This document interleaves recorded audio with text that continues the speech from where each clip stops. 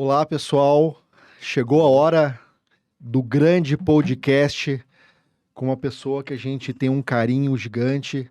Eu, Christian, o Juliano, a Andressa, nós da HK 360. A gente conheceu essa pessoa já no início da nossa jornada, da nossa startup. Foi uma pessoa que, por incrível que pareça, a gente explicando qual que era a nossa proposta, foi a primeira pessoa que escutou a nossa proposta e falou: olha, vocês têm potencial. E hoje ele está nos brindando com a presença dele aqui, é uma pessoa que a gente tem muito carinho. Eu estou falando do Marcelo Figueiral. O Marcelo Figueiral hoje ele é Head de Inovação de Novos Negócios na Ground Voice. Ele é conselheiro e mentor do Vale do Pinhão. Ele é conselheiro nosso também da HK. E, puxa, se eu for ler tudo o que ele é aqui, o que ele representa, eu acho que eu ia levar o podcast inteiro. Então, eu vou deixar pro próprio Figueiral se apresentar um pouquinho, contar um pouquinho da história dele, porque é fantástica. Primeiro, obrigado aí pela apresentação e pelo carinho. É uma honra poder estar aqui com vocês, compartilhar um pouquinho de conteúdo e de história. A gente tem, eu acredito muito, né, que o universo conspira a favor dos bons propósitos, sejam propósitos de pessoas, negócios, né, ou de ideias. A gente vive num mundo, no meu ponto de vista, que está passando por um momento muito especial, porque há uma nova geração chegando, um novo jeito de pensar, né, e ter a oportunidade, claro, de contribuir nessa cocriação desse novo mundo, sempre uma honra. Isso acontece com vocês, a pessoa da HK ali tem um mindset, um jeito de ser, que acho que vai ser bem legal de compartilhar a história. Obrigado, Cris. E por falar em universo e conspira, nós estamos aqui no estúdio, também é uma parceria muito legal aí com o pessoal da Estúdio 9, que está nos apoiando aqui nesse espaço bem bacana. E por daquelas coincidências do destino, Verdade. Aonde que fica localizada a Estúdio 9, Marcelo? A Estúdio 9 fica localizada numa vila de casas. Para quem não conhece, Curitiba tem uma avenida que é bem conhecida, que chama Vicente Machado. E nessa avenida tem um shopping que chama o Oma Shopping. Do lado tem um cursinho de terceirão, né, que é do Positivo. E depois tem um hospital. Então tem o shopping, o Positivo, a vila e o hospital. Então ele é super escondido no meio do centro, essa vilinha. Pouca gente conhece esse local. Tá? E qual é a coincidência que o Cris está comentando, pessoal? A minha primeira casa, logo quando eu casei, e onde meu filho nasceu, é nessa vila. E é na casa à frente de onde a gente está no Estúdio 9, que é a casa número 7. Então, quando eu vi o endereço de onde vinha gravar o podcast, eu fiquei super contente, porque traz boas lembranças. Estou casado até hoje, 2 filhos. Isso mostra que o local dá sorte, né, Cris? Show. Que legal. Então, tem uma história super legal aí também já. Marcelo, a gente tem uma missão easy hoje. Manda. Porque o nosso papo é easy. Show. Nós temos que falar para esse público que é o público da pequena, da média empresa, que porventura entende que os desafios são enormes e que a inovação está tão distante, mas na verdade a inovação está próxima. Claro. Uhum. Desde que a gente consiga tirar um pouquinho o olhar do dia a dia e olhar todas as oportunidades que o mercado nos oferta. Perfeito, perfeito. Assim, cara, eu tô... Pra vocês entenderem também, né, pessoal? Eu vim no mercado offline, né? Eu vim no mercado industrial, eu comecei no varejo, na empresa, na área de varejo, trabalhando com shopping, depois indo para grandes marcas, assim por diante, sempre fui da área de negócio, de vendas, né? Que aliás é a melhor lição que você possa ter como profissional, é passar para uma área comercial. Fui para a indústria, né? O mundo estava iniciando esse movimento de tecnologia, e esse tema chamado inovação, né, tão em vogue, hype, Atualmente. essa palavra atualmente, né? Eu comecei a trabalhar nos anos 2000, escrevendo um projeto para captar recurso via FINEP, BNDES, BRDE, para projetos inovadores para a indústria. E o vírus, vamos dizer assim, de boas ideias e bons negócios contaminou. O que é legal de olhar hoje, praticamente 23 anos depois, você olhar para trás e entender a jornada de inovação, principalmente por impacto para a pequena e média empresa. O pequeno empreendedor, né, ou a média empresa, o dono do negócio, ou aquele que toca a operação do dia a dia, ele fica tão inserido no planejamento, no dia a dia de execução, na operação, que ele acaba não tendo tempo de respirar um pouquinho, sair um pouco do negócio e olhar, cara, o que que está acontecendo no mundo, o que está acontecendo à minha volta, né, e o que vai impactar o meu negócio, seja para o lado positivo ou negativo. Tá? Onde que está o pulo do gato dessa brincadeira? A tecnologia. Quando a gente fala em inovação em 2023, a gente está falando aplicação de tecnologias, de softwares e hardwares que facilitem o trabalho, que consequentemente, como resultado, né, na prática e bem aplicado, é ter mais tempo para olhar para o seu negócio. Uhum. Qual que é o grande desafio, né, que um pequeno e médio tem?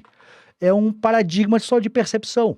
Porque às vezes o empresário que está ali, quando vê uma tecnologia, tipo da Easy, com o software do HK 360, ou vê um chat GPT, Uhum. por exemplo, né, o hype do momento, né? A percepção dele é o seguinte: não dá para o meu negócio, vai ser caro, é difícil de implementar, e você vai criando esses gatilhos de barreira de implementar ferramentas no seu negócio que vai te trazer sempre três principais resultados. Primeiro, ou tu vai economizar em tempo, Uhum. automatizar processo, assim por diante, e te sobra mais tempo para planejar e olhar o teu negócio com cuidado. Segundo, ou vai te reduzir custo, né, porque você tem esse caminho, você melhorou a operação fica mais azeitada, custo reduz, margem melhora, né? Ou te melhora a receita. A tecnologia tem esse princípio: ou automatiza, ou minimiza, ou maximiza, né?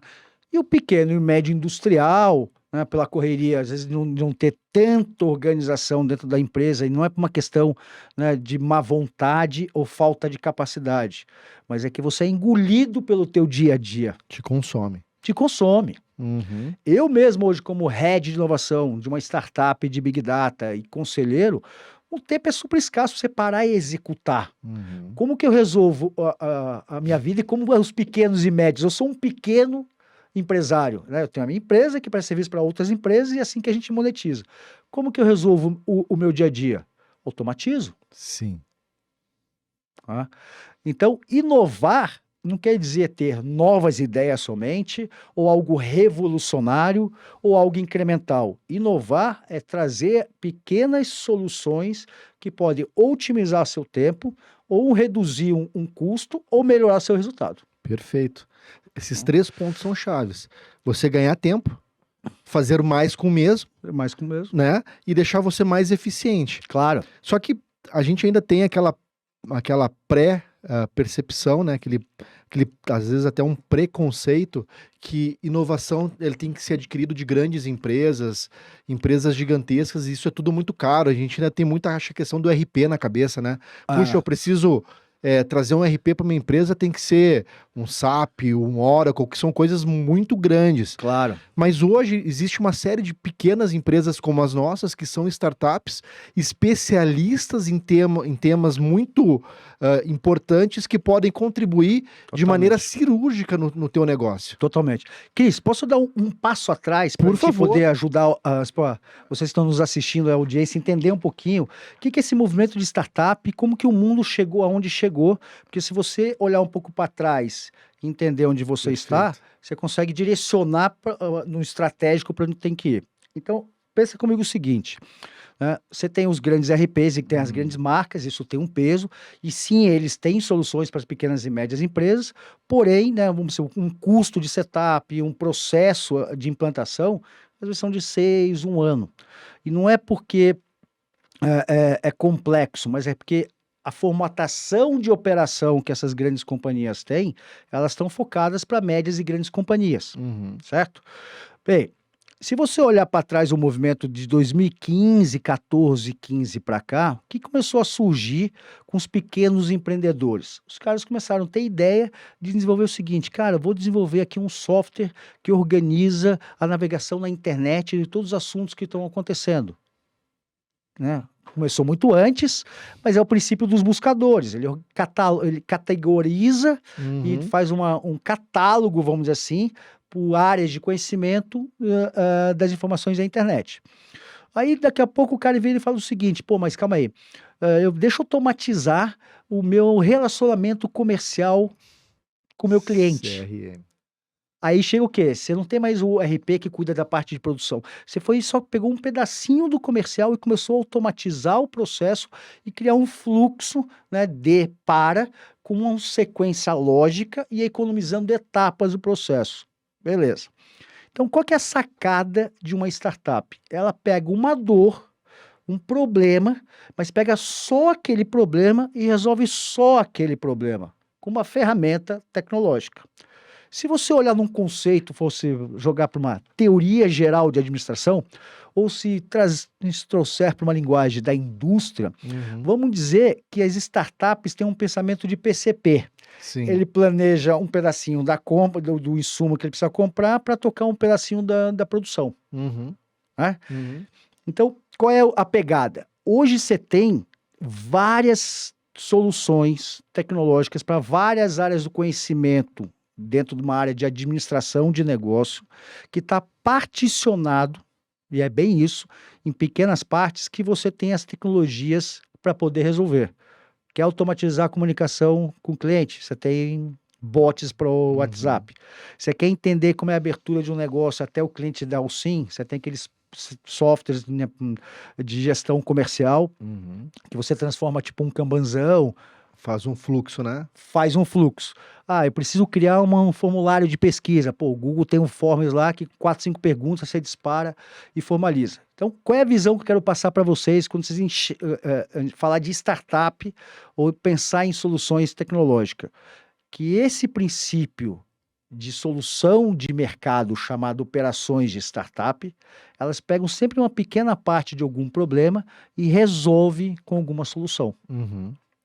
Bem, segunda consequência, esse empreendedor, ele é um empreendedor muitas vezes que começa, né, com dinheiro próprio. Sim.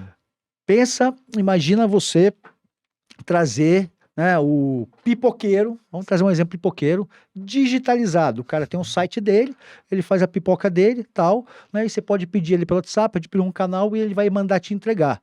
Ele continua fazendo o mesmo produto, com a mesma proposta de entrega, com um valor mais agregado, porque ele melhorou um pedacinho da operação dele aplicando tecnologia. Então, o mundo que está legal, eu acho muito legal, é que a gente fragmentou vários problemas que tem na administração com várias soluções de negócio que a gente chama de startup. Numa característica de modelo de negócio ou de operação, o que é uma startup? Como que ela funciona? Ela pega um problema, desenvolve uma ideia de uma solução, testa uma teoria dessa solução com 1, 2, 3, 4, 5 clientes ou possíveis clientes, às vezes até amigo, e se a tese que a gente chama fizer sentido, ela começa a construir um produto que a gente chama de MVP. O que é um MVP, né, Cris? É que assim, ao invés de eu construir um carro, calma aí, cara, qual que é o princípio do carro? Fazer um mock-up. Vou fazer um mock-up. Qual que é o princípio do carro? Te deslocar do ponto A para o ponto B. Exato. Bem, para me deslocar do ponto A para o ponto B, eu preciso de 4 rodas, um motor, um chassi, um banco e um volante. Não preciso do porta, não preciso do vidro, não preciso da casca, não preciso nada.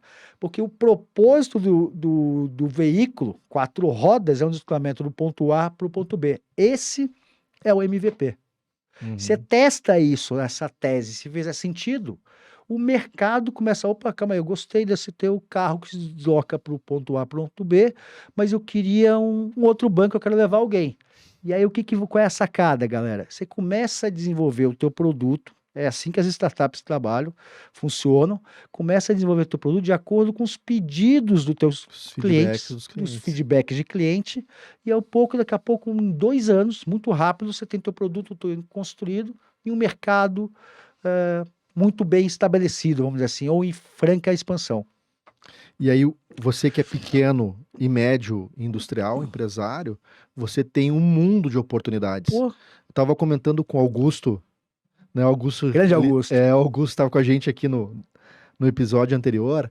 Figura. Que, por exemplo, só nós ali na aceleradora do Senai, existem inúmeras startups resolvendo problemas pontuais, que vão desde logística, que são os robôs que transferem material, realidade aumentada, tem o pessoal de Big Data. Então, são pequenas empresas, mas pessoas extremamente qualificadas, que focaram em problemas bem específicos e têm uma solução pontual, que estão lá, acessíveis. Então, as empresas elas podem encontrar em hubs como o próprio Senai, existem outros hubs aí que nós nascemos...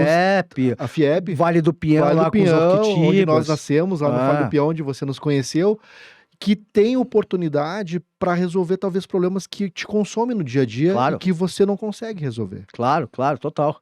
Não, e de novo, né? Eu que tô nesse mundo, eu acho mágico. Eu sou um entusiasta não só do processo de inovação, mas desse brotar de novas ideias e soluções no mercado, porque no final das contas você acaba tendo 3 consequências essa brincadeira. Facilita a tua vida, vida facilitada na prática é mais tempo, e tempo é vida. O segundo, você gera um impacto social, econômico, você vai gerar emprego, né? Você vai dar soluções, às vezes, para problemas que tem consequências relativamente de um desperdício de material, né? Ou de um custo elevado num processo produtivo, assim por diante. E o terceiro, que é o mais interessante, né? Que você está formatando e criando dentro das pessoas o que a gente chama de empreendedorismo. Que empreendedorismo é importante para uma sociedade? Porque você cria indivíduos que estão propensos a ter proatividade, a mover o mundo. Vida é movimento. Você só muda um cenário de contexto hoje se você começar a movimentar o caminho que você está, seja com ações, com network ou parecido, para mudar um contexto de realidade num futuro próximo. E isso eu acho, por isso que eu vejo que o mundo que a gente vive é de extrema oportunidade. Essa lembra aquela história do vendedor de sapato, né? Você conhece essa, Cris? Qual é essa aí? Vamos ver se eu sei. Cara, diz que o cara é um fabricante de sapatos. Da caixa e do ventilador? Não, eu conheço da pasta de dente? Eu conheço o cara que vai para a Índia. Vai um representante para a Índia, olha, liga para a fábrica e fala o seguinte, olha, a gente não vai conseguir abrir o mercado indiano aqui, porque boa parte do pessoal que anda nos templos estão sempre andando descalço. Eles tiram o sapato e andam descalço. Então, não tem público. Não tem público. Tudo bem, o cara voltou, beleza, tudo bem, não abre mercado. Um tempo depois aparece um outro representante, chega na Índia para a fábrica e o seguinte, olha, aumenta a produção aqui que a galera não usa sapato. Copo meio vazio, copo meio cheio. Copo meio vazio, meio cheio. Cara, mas inovação não é um pouco isso? Porque o inovar é, às vezes, você sair de um estado de inércia e você entrar em movimento. Só que você tá tão acostumado a fazer sempre as coisas do jeito que você faz, que é difícil entender que pode haver uma maneira melhor de fazer o que você faz. Claro. E eu comento isso até porque nessas caminhadas que a gente vem fazendo, a gente tem quase que uma cruzada, que é juntar comercial e operações para trabalhar de maneira conectada. E quando a gente fala isso, não, cara, calma aí, não dá. O cara vende dinheiro, o outro faz produto, os caras no dia a dia não se conversam, mas dá. Através de uma ferramenta que, de uma maneira inovadora, conecta essas duas áreas. Mas até a pessoa entender que existe essa possibilidade, existe várias barreiras para a inovação.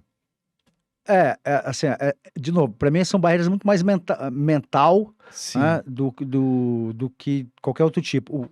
O que acontece assim, inovação, eu gosto de fazer essa brincadeira, que são ideias novas postas em ação. Exato. Não existe inovação sem execução. Por isso que qualquer ideia que você tenha não vale R$10. Não tenha medo de compartilhar suas ideias, porque ideia não tem como, é difícil de executar. O que vale uma inovação? A execução. A entrega. A entrega. Fazer. Fazer é difícil. Sim. Investidor prefere investir numa ideia ruim com um time bom, uma startup, por exemplo, do que numa baita ideia boa, com boa demanda de mercado, ninguém faz com um time ruim. Porque por trás de todas as operações tem as pessoas e a execução tem que vir da pessoa. Tem que vir dessa pegada. Tá? Quando você fala ligar comercial com operações, eu que vi da indústria, é a guerra eterna entre o comercial vender o que a produção não pode entregar. Ou o contrário, a produção chega o seguinte, olha, tu tem que vender esse produto a qualquer custo que eu tô com o meu estoque elevado.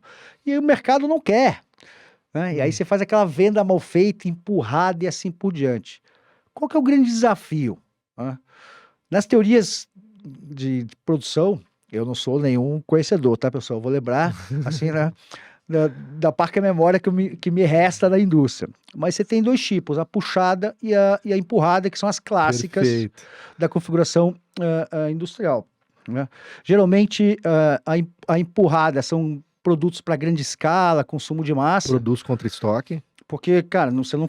e escoa o estoque depois. Cara, você tem que produzir, porque você tem programação de insumo e assim por diante, e depois você vai vendo como vai botando no mercado. O pessoal do comercial que resolva.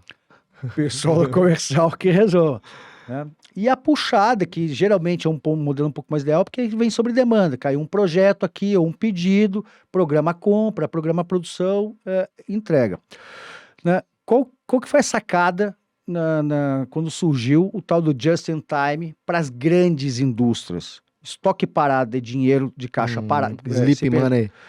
Sleep money, né, dinheiro que está sendo perdido, né? Processo de puxado é só para determinados perfis de indústria, não dá para fazer uma escala industrial com processo puxado. Uhum. O just-in-time veio justamente para casar isso, a casar latente o que está acontecendo no comercial com o time de produção, certo? Uhum. Linda, acho que muita gente conhece do termo just-in-time, mas sempre você pensa o seguinte, pô, isso aí é para indústria automobilística, montadora, fábrica grande. Qual foi a sacada? Padel. Para Para empresa muito grande. né? Qual foi a sacada quando eu vi esses meninos lá numa mentoria, lá no Vale do Pinhão, né? Eu vou contar rápido a história, porque precisa contextualizar para vocês entenderem. Eles estavam... Curitiba tem um chamado coworking público, que são os Orquitibas. É uma iniciativa... Plena pandemia. Plena pandemia. É uma iniciativa da prefeitura que abre espaço para qualquer tipo de empreendedor poder colocar a sua ideia em execução. Então, eles te dão toda a infraestrutura para vocês poderem colocar a ideia em execução. E eu fui convidado pela agência de Curitiba Inovação, pela Aquiles Alessi, pelo Vale do Pinhão, a ajudar os empreendedores que estavam dentro do Orquitiba a criar um programa que pudesse acelerar o desenvolvimento do negócio, a maturidade dos empreendedores, né, para poderem alcançar voo, vamos dizer assim. Porque qual é a ideia do Orquitiba? É que você fique um período, teu negócio começa a rodar e você possa sair de lá, abre espaço para o teu empreendedor e assim por diante. A gente criou um programa chamado Como Decolar o Seu Foguete. Então tem um esquema lá que eu criei lá para o pessoal, a gente vê qual é a maturidade do empreendedor e do negócio e cria uma jornada de desenvolvimento. Trazendo uma linguagem assim para molecada, né, Cris? O que a gente está criando? Um plano de estudo para vocês botarem em prática. Isso. É isso. Tem que seguir. E para poder fazer o programa, a gente escutou o pitch de quase 50 startups que estavam dentro da mentoria. Me chega lá 3 doidos com um desenho de uma bicicleta, um nome japonês pra lá de estranho, Rei Junca. Eu achei que era dinamarquês o nome. Assim, né, tipo, pode falar palavrão aqui não, não é melhor não. Pode? Pode. Que porra de nome é esse, cara? Rei Junca 360. Claro que depois explicaram o conceito, né, da Casa Toyota. Da Casa Toyota, super legal. Pô, super legal.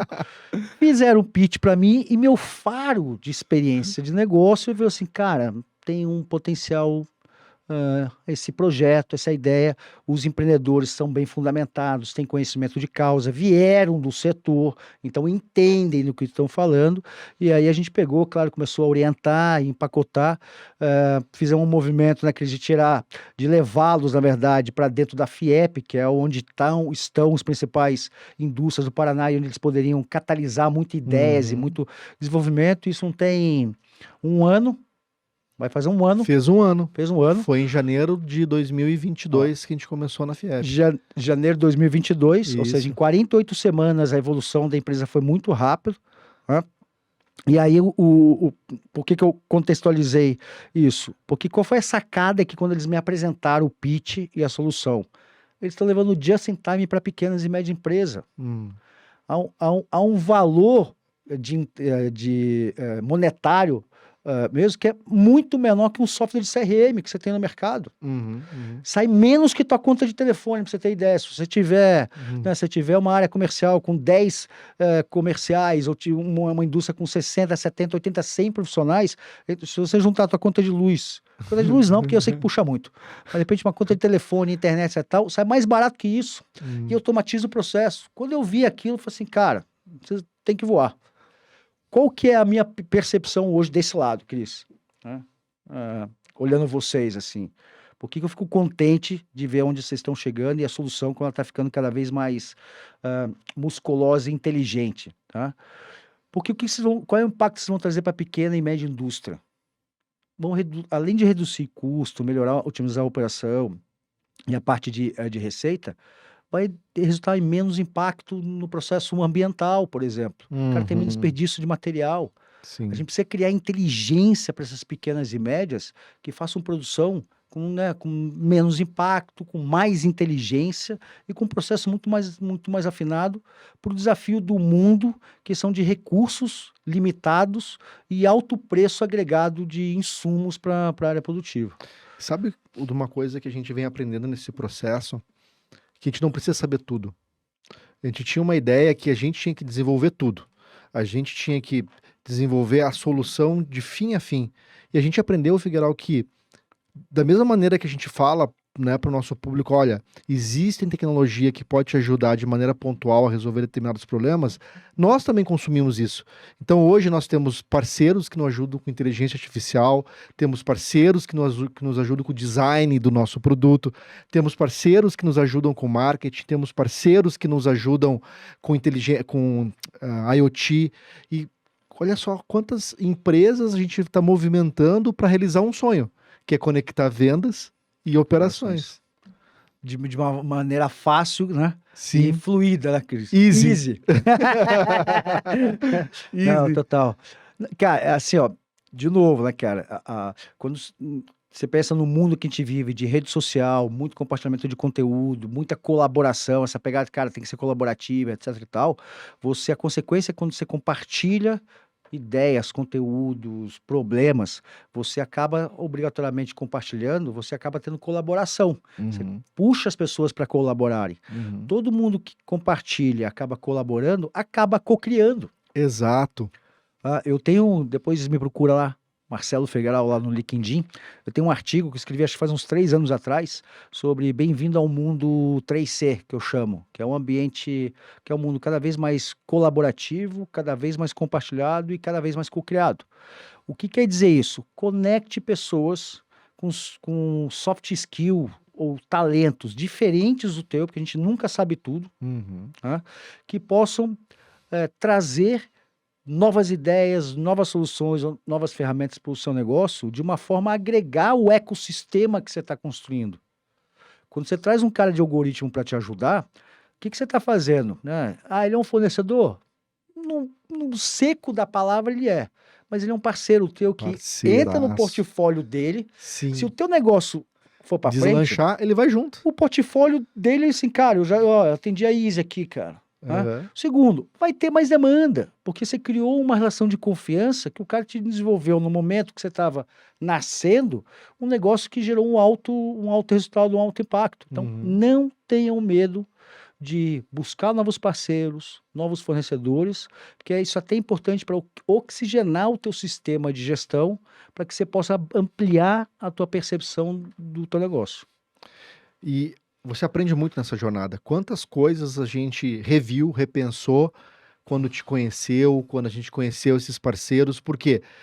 Porque a gente entende que a gente não sabe tudo, a gente precisa de ajuda, e essa colaboração para inovar, ou seja, colocar algo novo em ação, depende de um ecossistema. Total. E esse ecossistema aqui de Curitiba é fantástico.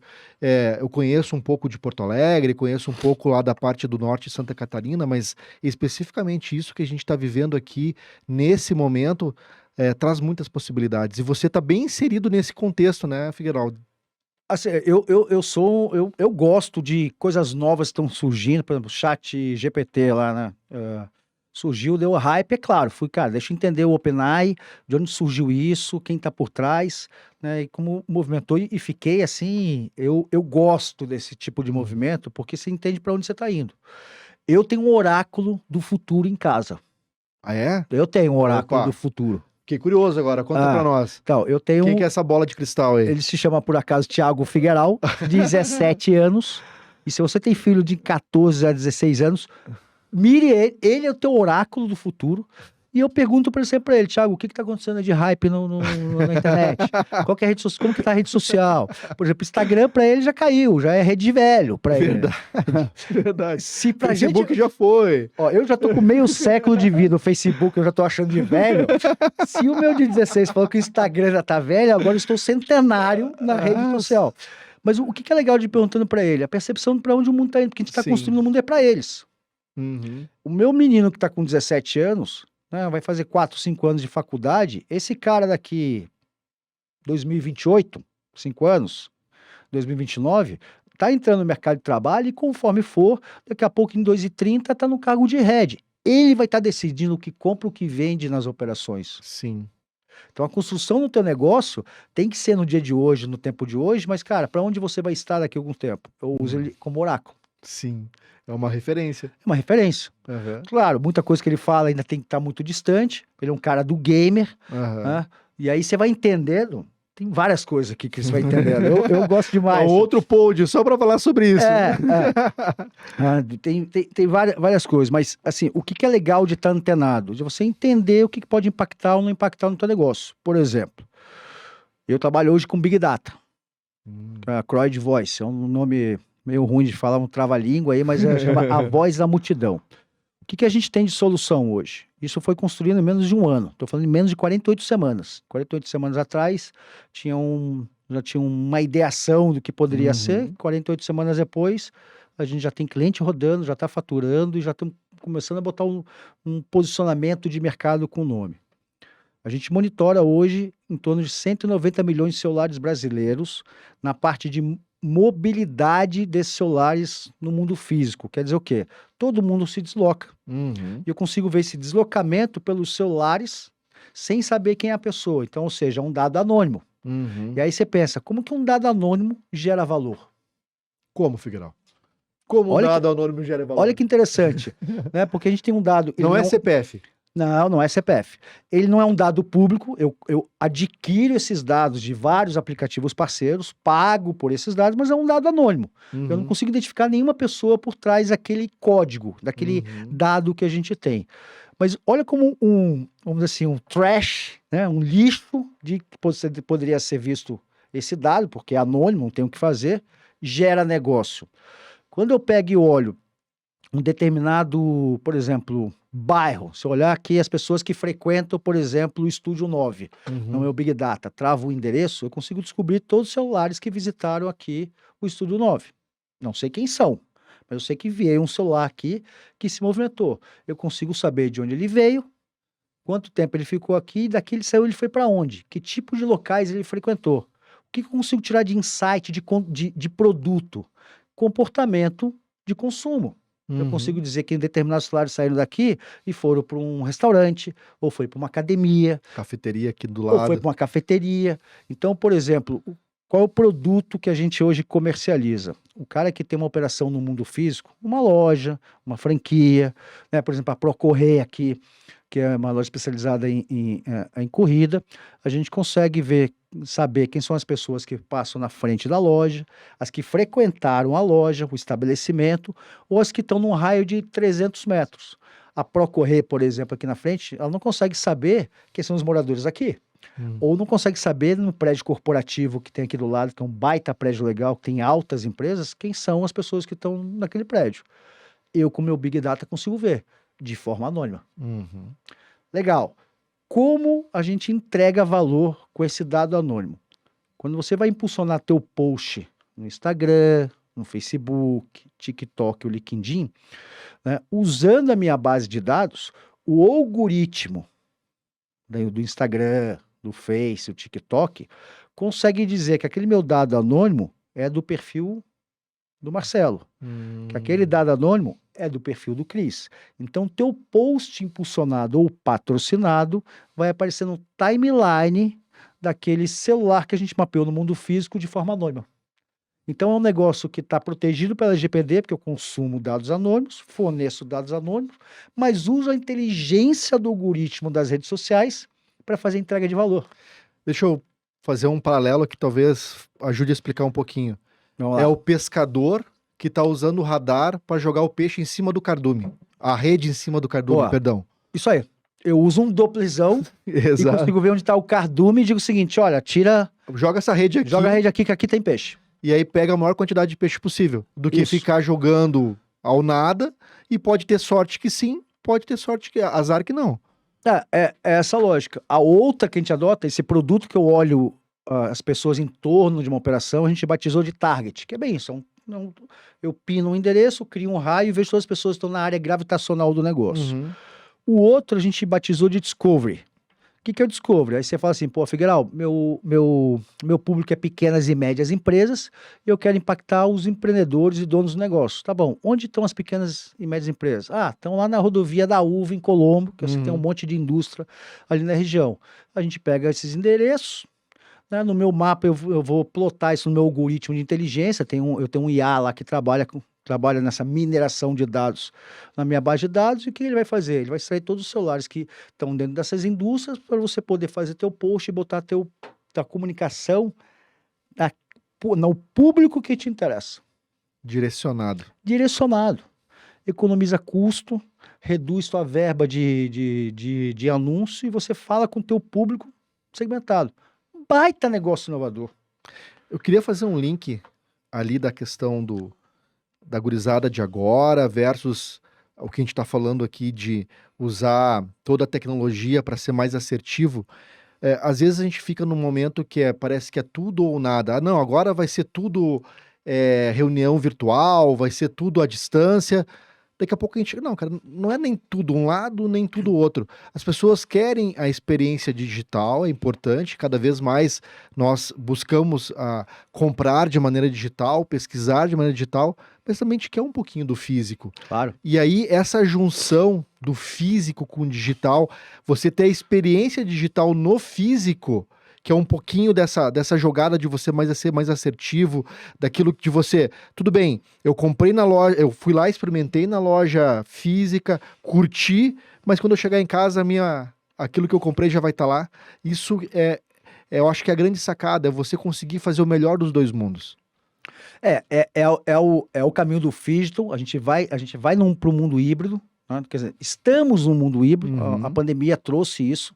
A pandemia, na verdade, plotou só para um lado, né? 100% digital, sem contato humano, e o pós-pandêmico trouxe essa manobra do mundo digital ou híbrido.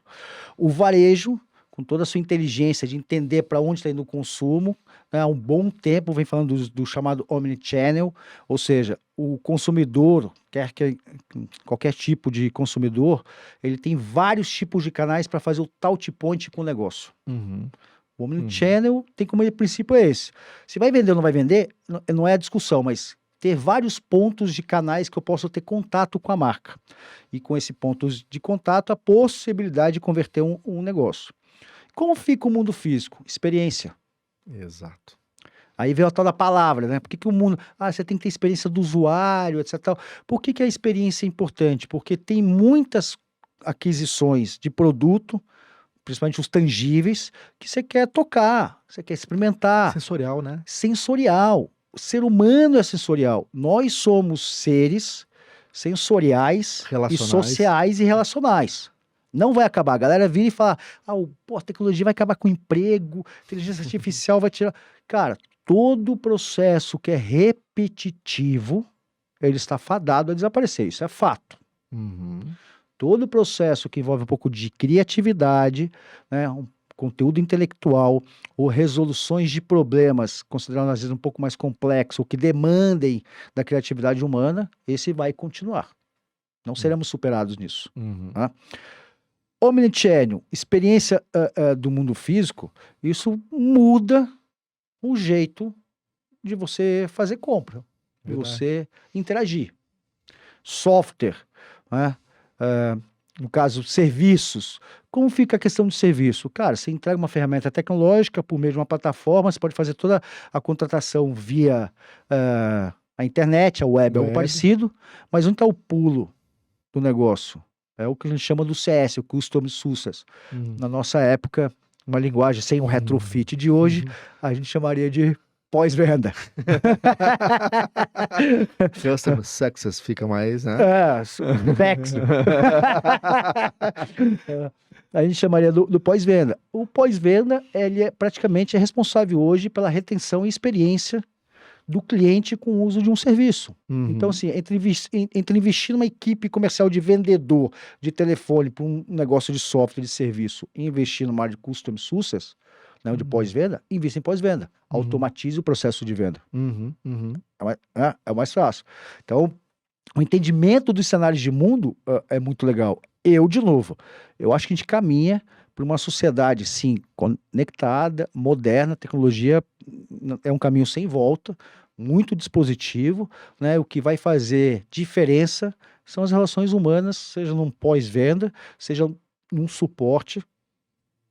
Aliás, né, Cris, cliente reclamão, cliente chato, área de suporte. Cara, você tem que amar o cliente chato. Você tem que amar o cliente reclamão. Você tem que olhar para a tua área de suporte, onde entram, né, as reclamações, vamos dizer assim, as satisfações, os feedbacks. Ali é a tua área mais importante, porque se alguém levantou a mão e reclamou, é um momento que é de conquistar coração. Ali você conquista corações. E é a ali oportunidade que você tem. Total. Se o cara tá reclamando, alguma coisa, né, é importante escutar. Claro, tem coisa que não faz sentido, né?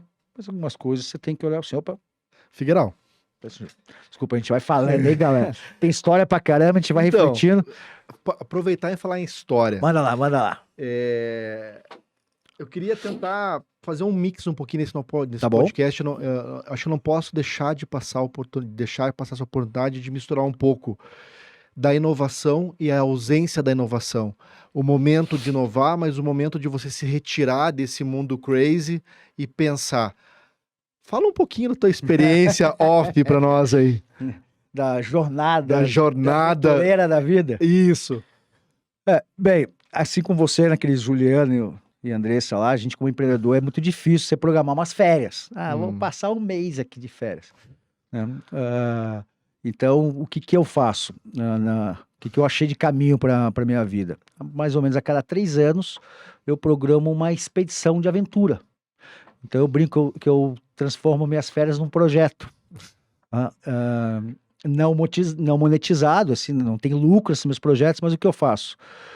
Eu faço travessias de caiaque de longa duração. Então, eu tive, por exemplo, setembro de 21, logo o mundo saindo da pandemia.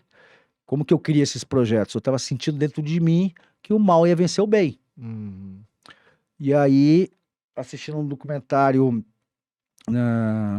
sobre uma descida de rio lá no continente africano, me veio uma frase do Martin Luther King, né, que falava o seguinte: precisamos construir represas de coragem para conter a correnteza de medo. Esse vírus colou na minha pele e falei assim, cara, preciso fazer algum projeto para mostrar para as pessoas que a vida continua, que temos que ter coragem de seguir em frente. E aí surgiu um projeto, chama Travessia do Bem. Segue a gente lá no Instagram, pessoal. @Travessia do Bem. Que foi um projeto de caiaque, onde eu remei 830 quilômetros. E a gente foi documentar a maior seca do segundo maior rio brasileiro.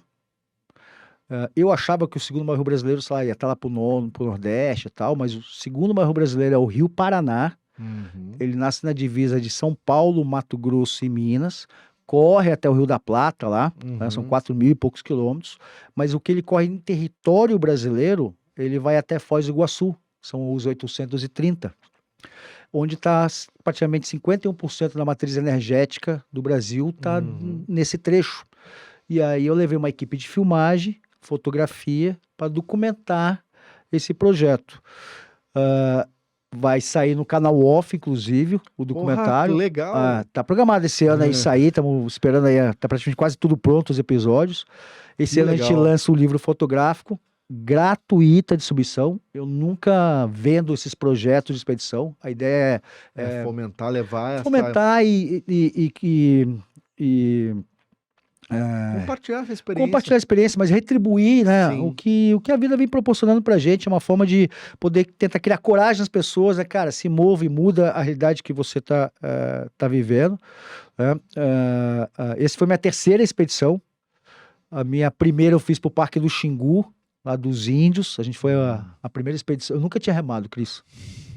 Te juro. Foi no dia. Não, assim, ó, foi assim, surgiu a ideia, eu queria comprar um caiaque. E como eu sempre fiz projeto, eu falei assim, aí um amigo meu italiano virou assim, pô, Marcellino, você fica fazendo projeto aí para captar recurso para a empresa, faz um projeto para comprar o caiaque. Não era nem tanto pelo valor, mas a ideia foi assim, não, pô, realmente, vou criar um projeto para comprar um caiaque. E a ideia era atravessar o Rio Iguaçu. Aí esse amigo italiano falou assim, que Rio Iguaçu, Marcellino? Vai lá no Xingu, lá, usina Belo Monte, lá, vai fechar a comporta. Aí eu olhei assim, não, pô, realmente, a usina Belo Monte vai fechar as comportas e vai ser o último ano que o Rio Xingu corre naturalmente. Aí eu criei um projeto chamado Expedição Xingu, um rio, um povo, uma floresta. E eu fui nesse meio para não politizar o tema, nem para um lado muito ambientalista, nem para um lado, vamos dizer assim, né, desenvolvimentista econômico. E aí, Cris, rodei o projeto. Da ideia a botar o caiaque na água foram 6 meses. Só isso? A ideia é servir. Como que eu vou viabilizar? Botei num projeto de incentivo cultural. É importante, tá, pessoal? Lei de Rouanet, incentivo ao esporte, isso é importante, fomenta empreendedorismo criativo, da economia criativa, e isso abate de imposto um pedacinho só do imposto da empresa, então não tem nenhuma zica como propago aí, é importante. Enfim, botei na Rouanet, consegui um patrocinador que, pô, preciso falar que foi Herbário. Herbário apostou no projeto, deu o que a gente chama de dinheiro bom para executar a expedição, né? Porque tem que produzir o material. E aí, Cris, na correria, eu larguei o trampo que eu tava. Minha mulher ficou doida, cara. Porque eu cheguei um dia à tarde em casa. Eu cheguei em casa à tarde, assim, o que você tá fazendo em casa? Assim, então, Carol. Deixa eu te explicar sabe o projeto do Xingu? caiaque? Sabe o projeto do Xingu e tal? Então, eu consegui um patrocinador aqui e tal. Ela ficou doida. Levei ela. O Xingu, levei. Tem outra história, ela foi pedindo em casamento por um índio lá. Ela queria ficar lá, velho. Ô, louco, quase que o pajé levou. Não, um guerreiro. E vou dizer, os bichos são bem atributados. Enfim. E quando eu entrei no Xingu para remar, nunca tinha remado caiaque. E aí, se você olhar no documentário, procurar no YouTube lá, Marcelo Figueiredo, Expedição Xingu, a filmagem do caiaque nos primeiros momentos, o caiaque tá assim, ó, balançando assim, ó. Achando o teu destino, achando a tua linha. Achando a minha linha, porque eu não sabia remar. Terceiro dia de expedição, não conseguia nem levantar o braço, não conseguia nem comer.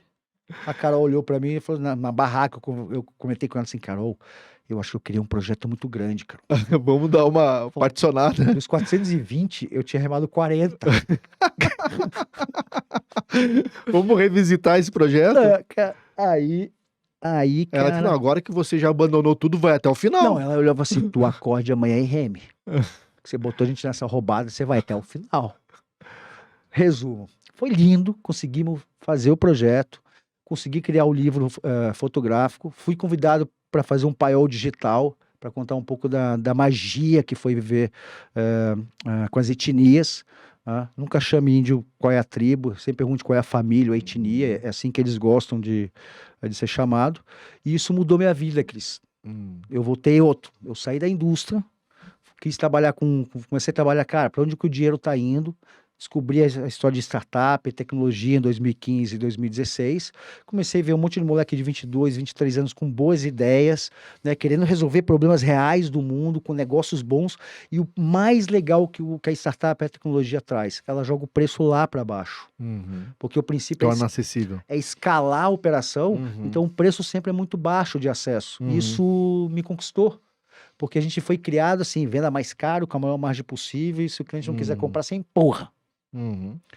E o raciocínio era completamente outro, colaborativo e compartilhado. Eu vim com o coração aberto, graças a Deus, o universo conspirou a favor e estamos onde estamos. E estamos aqui no Papo Easy. Pessoal, A gente já estourou uma hora? Ai, meu Sensacional. Deus. Desculpa, Passou galera. uma horinha. Desculpa. Acho que a gente vai ter que te convidar aí pra segunda temporada, a terceira e continuar. Pô, por favor, a gente podia assim, ó, eu queria compartilhar uma coisa com vocês sobre qual é a revolução da indústria 4.0 com a chegada de IoT e software de inteligência artificial, tipo a Easy que tem aplicado, qual que vai ser a consequência de competitividade para o setor de pequenas e médias indústrias, seja o segmento que for. Então, vocês Show. toparem, eu toco esse tema. Tá, aí. topado. Tá bom. Galera, olha aqui, ó. Aqui estão os contatos do Figueiral, né? Tem as redes sociais, procurem lá, tem esses projetos que ele comentou. Puxa, o Figueiral, ele responde, ele é super proativo nas redes, é muito atuante. E também aqui tá nossos contatos.